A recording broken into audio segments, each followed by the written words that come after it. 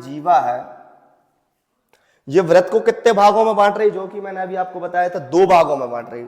जो हमारी जीवा है वो व्रत को कितने भागों में बांट रही है, 2। जो हमारी जीवा है वो व्रत को कितने भागों में बांट रही है, 2 भागों में बांट रही है।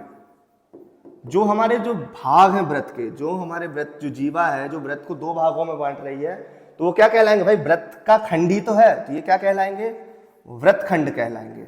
ये क्या कहलाएंगे, व्रत खंड कहलाएंगे। लेकिन व्रत खंड भी आपका होगा कि सर ये तो 2 भागों में बांट रही है, तो हम दोनों को अलग अलग कैसे बताएं कि कि किसको व्रत खंड कहेंगे। तो भाई हम इनके 2 नाम इनके आकार के आधार पर दे रहे हैं। जैसे जीवा ने इसको 2 भागों में बांटा, एक ये हिस्सा हो गया, एक ये हिस्सा हो गया। इनमें से एक हमें दिख रहा है छोटा और एक दिख रहा है हमें क्या, बड़ा। तो इनको हम दूसरा कोई नाम दे देते हैं। इनको हम दूसरा नाम देंगे क्या, एक हो गया हमारा क्या, लघु व्रत खंड यानी कि छोटा व्रत खंड, और एक हो गया हमारा कौन सा, दीर्घ व्रत खंड। दूसरा कौन सा हो गया हमारा, दीर्घ व्रत खंड हो गया।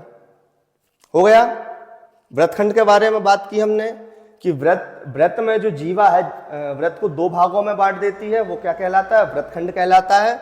और जो व्रत खंड है वो हमारे 2 प्रकार का होता है, लघु व्रत खंड और दीर्घ व्रत खंड।